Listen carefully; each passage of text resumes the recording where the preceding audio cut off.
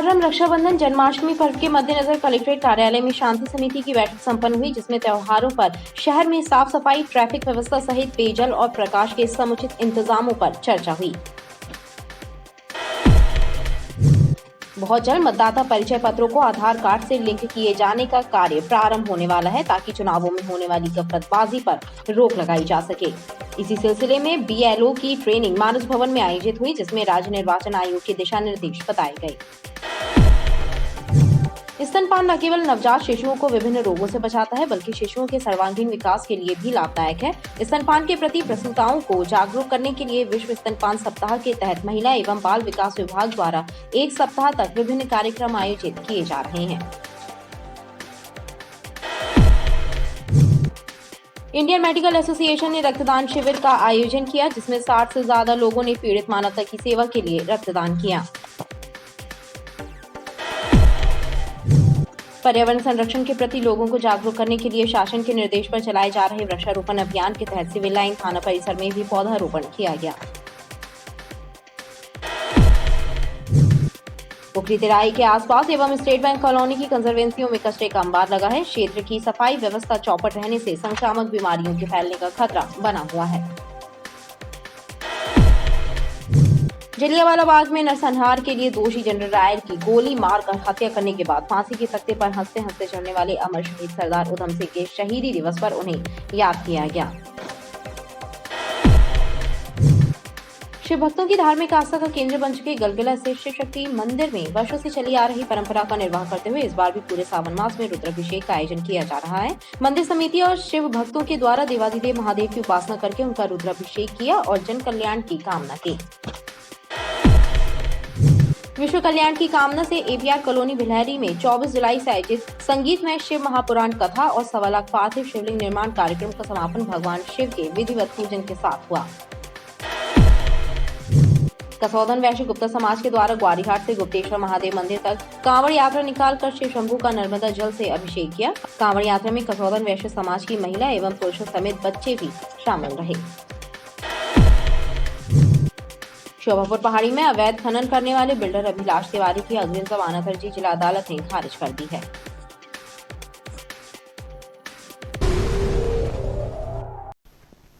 नमस्कार, BDV news के इस बुलेटिन में आपका स्वागत है। मैं हूं स्वाति। खबरों की शुरुआत करेंगे, लेकिन सबसे पहले एक नजर डालते हैं हेडलाइंस पर। त्योहारों के मद्देनजर कलेक्ट्रेट कार्यालय में आयोजित हुई शांति समिति की बैठक। त्योहारों को शांतिपूर्ण ढंग से मनाने कलेक्टर ने की अपील। और मतदाता परिचय पत्र को किया जाएगा आधार कार्ड से लिंक। मानस भवन में आयोजित BLO प्रशिक्षण कार्यक्रम में निर्वाचन आयोग के दिशा निर्देशों से कराया गया अवगत।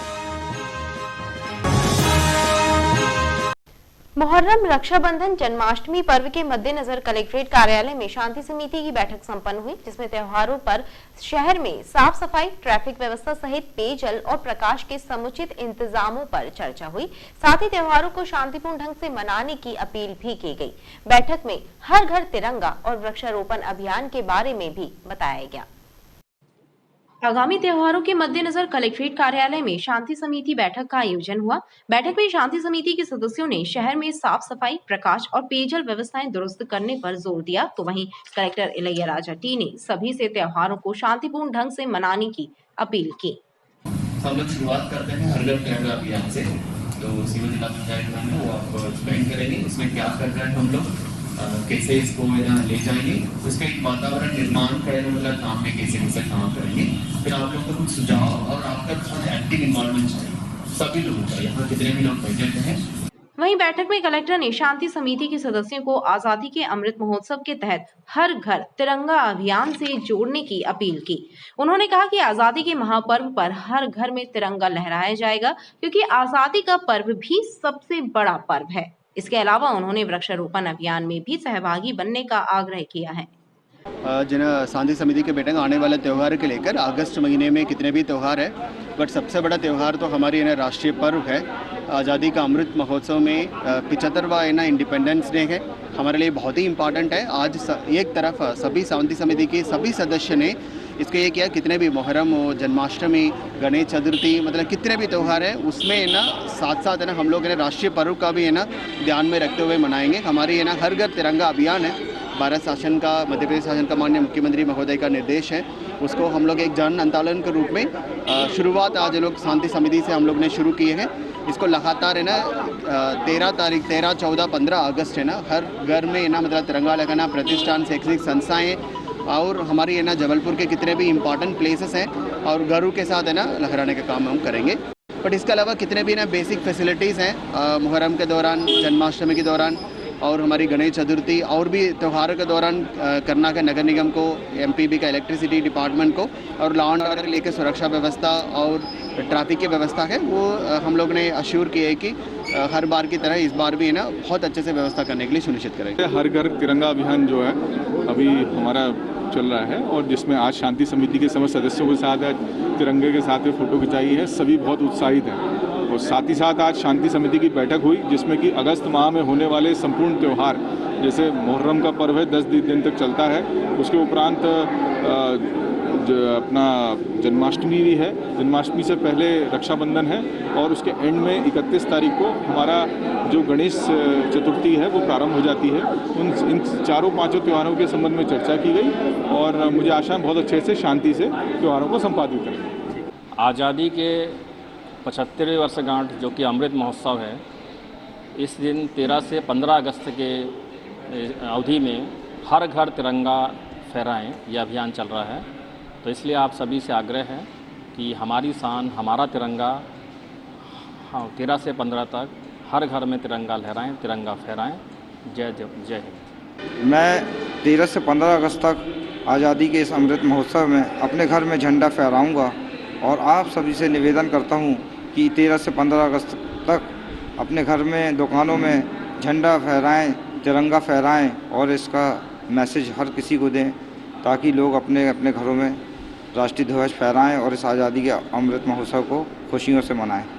बैठक में आए शांति समिति के सदस्यों ने अपने घरों एवं कार्यस्थलों में तिरंगा फहराने का संकल्प लिया।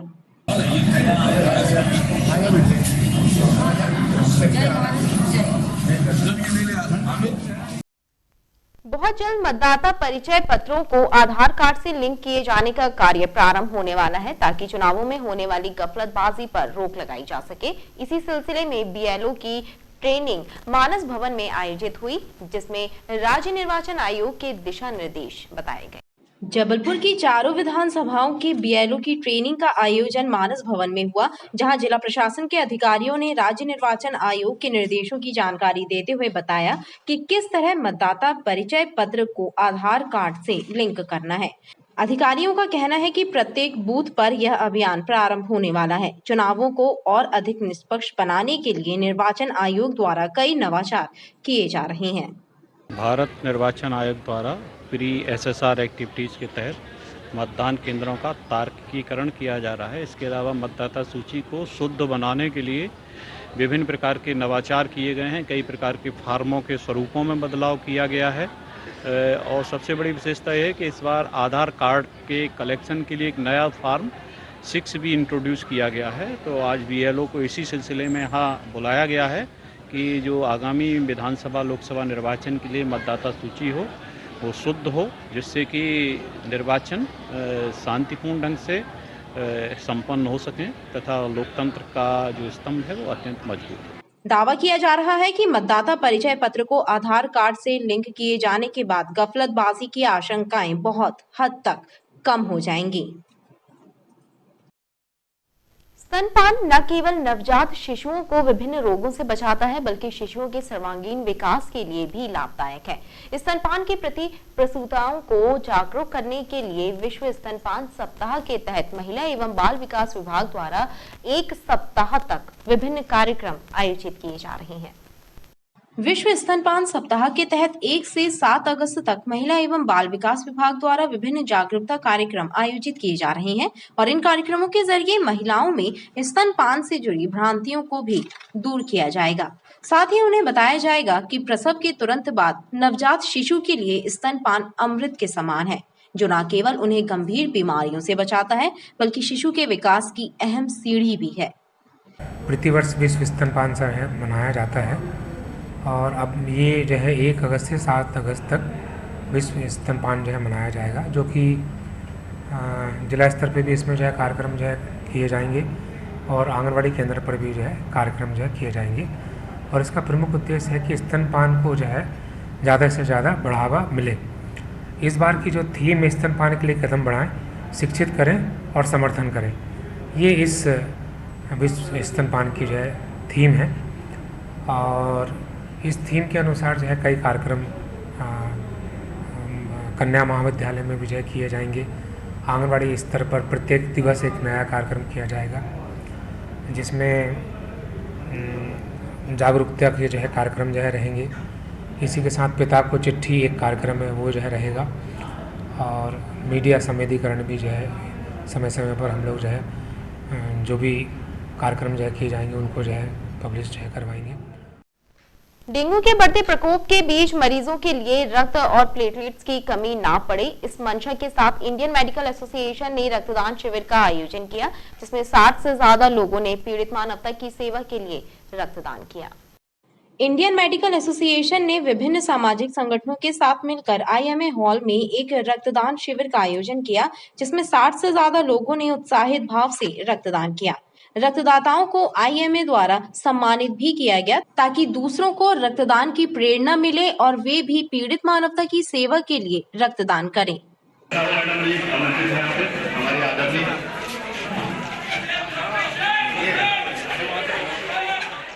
आज हर वर्ष की तरह यहाँ पे इंडियन मेडिकल एसोसिएशन के तत्वाधान में IMA हॉल में एक बृहद ब्लड डोनेशन कैंप रखा गया था। इसमें हमको भरपूर सहयोग कई संस्थाओं से मिला है। इसमें Christchurch old boys association, Saksham संस्था, Rotary Club Jabalpur West, Rotary Club Inner Wheel जो लेडीज़ का होता है उनका, और हमारे यहाँ से कुन्नम से हमारे साथी आए थे, चौधरी परिवार कंतोरा से, इनका सबका सहयोग मिला है। और अभी तक 50 से ज़्यादा ब्लड डोनेशन हो चुके हैं। क्योंकि अब ये जो डेंगू का सीजन शुरू होने वाला है अगस्त, सितंबर, अक्टूबर में, और शहर में ब्लड की उस समय बहुत आवश्यकता होती है और मिलता नहीं है। उसके तहत हम लोगों ने सोचा कि अभी से हम ब्लड को स्टोर करके रखें तो आने वाले वक्त में शहर के लोगों को काम आएगा। मेरा सभी से शहरवासियों से अनुरोध है, अभी आज यहाँ पे छोटी छोटी बच्चियों ने ब्लड दिया है, 19-19, 20 साल की, वो प्रेरणा स्रोत हैं सबके लिए। एसोसिएशन के सदस्यों ने बताया कि सरकारी और निजी ब्लड बैंकों में पर्याप्त मात्रा में ब्लड उपलब्ध रहेगा तो डेंगू जैसी बीमारियों का इलाज आसान हो जाएगा। पर्यावरण संरक्षण के प्रति लोगों को जागरूक करने के लिए शासन के निर्देश पर चलाए जा रहे वृक्षारोपण अभियान के तहत सिविल लाइन थाना परिसर में भी पौधारोपण किया गया।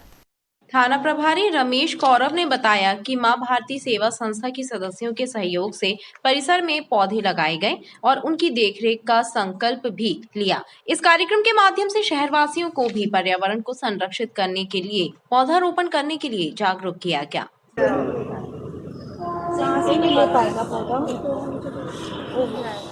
पर्यावरण को लेकर के तमाम प्रकार की समस्याएं जो मानव जीवन में आ रही हैं, कई प्रकार की बीमारियां भी पर्यावरण से के सही पर्यावरण न होने से फैल रही हैं, तो हर व्यक्ति को वृक्ष लगाना चाहिए। उसी तारतम्य में आज सिविल लाइन क्षेत्र में, सिविल लाइन थाना परिसर में माँ भारती दीर्घा संस्था के द्वारा वृक्षारोपण किया गया है। मैं इसके पक्ष में हूँ। सभी लोगों को वृक्ष लगाना चाहिए पर्यावरण को शुद्ध बनाने के लिए। उखरी तिराहे के आसपास एवं स्टेट बैंक कॉलोनी की कंजर्वेंसियों में कचरे का अंबार लगा है। क्षेत्र की सफाई व्यवस्था चौपट रहने से संक्रामक बीमारियों के फैलने का खतरा बना हुआ है। उखरी तिराहे के आसपास स्थित कॉलोनियों की सफाई व्यवस्था चौपट है। सबसे ज्यादा खराब हाल स्टेट बैंक कॉलोनी के हैं, जहां की कंजर्वेंसियों की वर्षों से सफाई तक नहीं हुई है। कंजर्वेंसियों में लगे कचरे के ढेर संक्रामक बीमारियों के फैलने का सबब बन रहे हैं। क्षेत्रीय लोगों का कहना है कि जोन कार्यालय के अधिकारियों और CSI से कई बार शिकायत की गई, लेकिन कोई कार्यवाही नहीं हुई। उखरी तिराहे से स्टेट बैंक जाने वाली गली में जितनी भी कंजर्वेंसी नालियां पड़ती हैं, वहाँ साफ सफाई नहीं हुई। आप सामने देख सकते हैं, प्रशासन आज तक कई सालों से साफ सफाई नहीं करवाई है। थोड़े से पानी में यहाँ पूरे में पानी भर जाता है, दुकानों के अंदर पानी आ जाता है। नालियों की सफाई नहीं हुई है। जितनी भी कंजर्वेंसी नालियाँ हैं, किसी की साफ सफाई नहीं है। प्रशासन इस पर ध्यान ही नहीं देता है। हमारे उखरी क्षेत्र में कंजर्वेंसी नालियों में कचरा जमा हुआ है और ईंटें लगे हुए हैं, तो इसका कि वो नाली से पानी निकलने का कोई साधन नहीं है। कब से जमा है ये कचरा? कम से कम 1 साल से। क्षेत्रीय लोगों का कहना है कि डोर टू डोर कचरा कलेक्शन चार्ज से लेकर सफाई टैक्स वसूलने में तो नगर निगम के अधिकारी बड़ी मुस्तैदी दिखाते हैं, लेकिन नागरिक सुविधाओं को लेकर उनका रवैया बहुत ही लचर रहता है।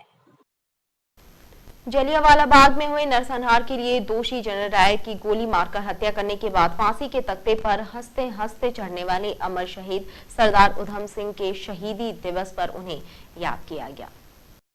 इस मौके पर महल चौक पर उनकी फोटो पर माल्यार्पण कर शहरवासियों ने उन्हें श्रद्धांजलि अर्पित की।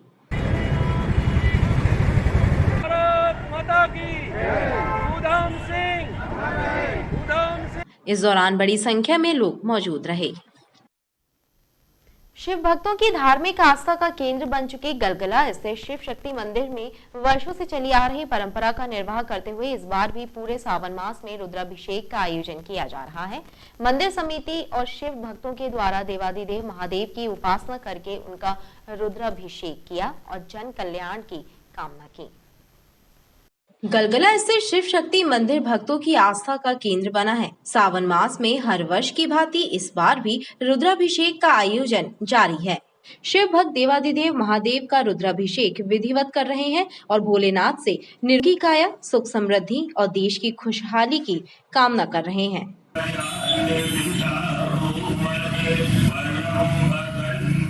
मंदिर समिति से जुड़े सदस्यों ने बताया कि प्रतिवर्ष पूरे सावन मास में मंदिर में भगवान शिव का रुद्राभिषेक किया जाता है और ये परंपरा कई वर्षों से चली आ रही है। शिव शक्ति मंदिर गलगला में सावन माह में पूरे सावन माह पिछले 3 वर्षों से रुद्राभिषेक नित्य हम लोग करते हैं और 3 वर्षों में हमने यह अनुभव किया कि हमारे साथ साथ जो भी यहाँ मिलकर भगवान का पूजन करते हैं, भगवान उनका दुख दूर करते हैं, समस्त कष्टों से उनकी रक्षा करते हैं। पिछले समय जो महामारी आई उसमें भी भगवान ने हम सबकी रक्षा की और अब हम यही चाहते हैं कि भगवान शंकर से हमारी प्रार्थना है कि संस्कारधानी वासियों को समस्त कष्टों से मुक्ति दें, सुख समृद्धि प्रदान करें। भगवान शिव भोलेनाथ ऐसे हैं कि पापो हम पाप कर्मा हम पाप आत्मा पाप संभव त्राहि माम पार्वती नाथ सर्व पाप हरो भव। समस्त पापों को हरने वाले भगवान शंकर है। रुद्राभिषेक के बाद भगवान आशुतोष को भोग अर्पित किया गया। विश्व कल्याण की कामना से एपीआर कॉलोनी बिल्हैरी में जुलाई से आयोजित संगीतमय शिव महापुराण कथा और 1.25 लाख पार्थिव शिवलिंग निर्माण कार्यक्रम का समापन भगवान शिव के विधिवत पूजन के साथ हुआ। कथा व्यास पंडित नीतेश महाराज के द्वारा कथा का समापन कराते हुए प्रसाद वितरण कराया गया।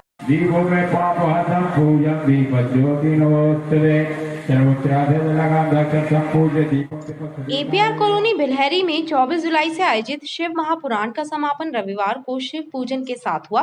कथा व्यास पंडित नीतेश महाराज के सानिध्य में भगवान शिव शंकर का रुद्राभिषेक जलाभिषेक किया गया। एक बार शिव जी के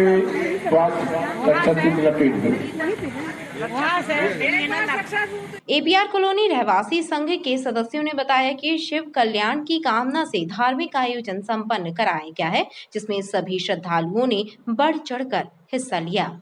हमारे एपीआर कॉलोनी 1 बिल्हैरी झंडा चौक पर आज शिव पुराण का समापन हुआ है। यह 1 सप्ताह से चला है, 24 तारीख से लेकर लगातार अभी तक चलता रहा, जिसमें लगभग 1.25 लाख शिवलिंग का निर्माण किया गया। पंडित नीतेश कुमार शास्त्री जी जिनके कर कमलों से यह कार्यक्रम संपन्न हुआ है और इसमें हमारी कॉलोनी के साथ ही समाज के लोग और आसपास के सभी लोग उपस्थित हुए हैं और अभी आपके समक्ष अभिषेक का कार्यक्रम हुआ है। अभिषेक के कार्यक्रम के बाद भगवान शिव जी का पूजन का कार्यक्रम चल रहा है और उसके बाद यहाँ पर प्रसाद वितरण का कार्यक्रम होगा। इस दौरान 1.25 लाख पार्थिव शिवलिंग का निर्माण भी कराया गया। वहीं समापन अवसर पर भंडारे का भी आयोजन हुआ। कसौधन वैश्य गुप्ता समाज के द्वारा ग्वारीघाट से गुप्तेश्वर महादेव मंदिर तक कांवड़ यात्रा निकालकर शिव शंभू का नर्मदा जल से अभिषेक किया। कांवड़ यात्रा में कसौधन वैश्य समाज की महिलाएं एवं पुरुषों समेत बच्चे भी शामिल रहे।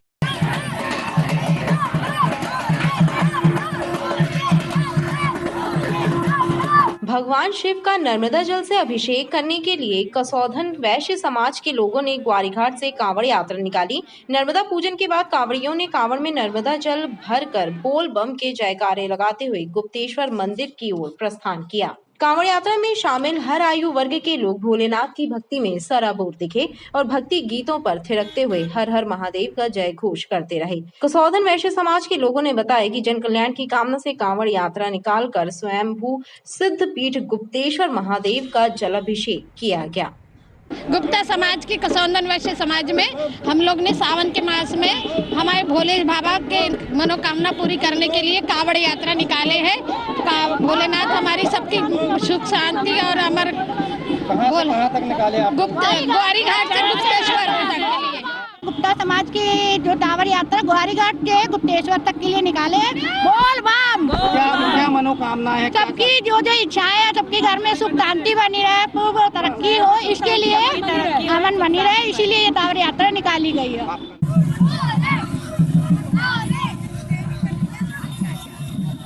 शोभापुर पहाड़ी में अवैध खनन करने वाले बिल्डर अभिलाष तिवारी की अग्रिम जमानत अर्जी जिला अदालत ने खारिज कर दी है। गौरतलब है कि शोभापुर पहाड़ी में अवैध रूप से पत्थर और मुरम का उत्खनन किए जाने की शिकायत वरिष्ठ अधिवक्ता R.K. सिंह सैनी द्वारा जिला कलेक्टर से की गई थी, जिसके बाद रांची तहसीलदार और खनिज विभाग की टीम ने छापामार कार्रवाई करते हुए बिल्डर अभिलाष तिवारी के खिलाफ मामला दर्ज किया था और पोकलैंड मशीन भी जब्त की थी। कार्यवाही के बाद से फरार बिल्डर द्वारा अग्रिम जमानत याचिका जिला न्यायालय में दायर की गई थी, जिसे अदालत ने खारिज कर दिया है। कलेक्टर महोदय ने इसको काफ़ी गंभीरता से लिया और एक टीम तहसीलदार के नेतृत्व में एक टीम भेजी पहाड़ पे, जिसमें तहसीलदार थे मिस्टर चंदेल साहब, खनिज अधिकारी और लोग थे। उन्होंने जब मुआयना किया और वहाँ पाया कि बिना किसी अनुमति के वहाँ पत्थर तोड़े जा रहे हैं, पोखरण मशीन से पत्थर तोड़े जा रहे हैं और उसका अवैध व्यवसाय किया जा रहा है। और उसी दिन पोखरण मशीन जब्त की गई, एक डंपर जब्त किया गया और जाँच पूरी करने के बाद 14 तारीख को खनिज अधिकारी द्वारा रांची में एक FIR की गई, जो धारा 389 और 414 के तहत रजिस्टर की गई है। अभिलाष तिवारी के खिलाफ में अब भगवे फिर रहे हैं और इससे बचने के लिए अभिलाष तिवारी ने न्यायालय की शरण ली। माननीय 16वां अतिरिक्त सत्र न्यायाधीश के महोदय में अग्रिम बेल लगाई, जो कि उन्होंने लंबा आर्डर लिखते हुए उसकी जमानत भी खारिज कर दी। मुझे पूरी उम्मीद है कि जो अवैध गतिविधियाँ चल रही हैं, नाट शोभापुर पहाड़ के अलावा बाकी भी जो पहाड़ी में गति चल रही है, काफ़ी अंकुश लगा है और वर्तमान कलेक्टर बहुत अच्छा काम कर रहे हैं और जो भी अवैध कार्य होते हैं उनके खिलाफ कार्रवाई करते हैं। खबरें लगातार जारी है, आप देखते रहिए BD।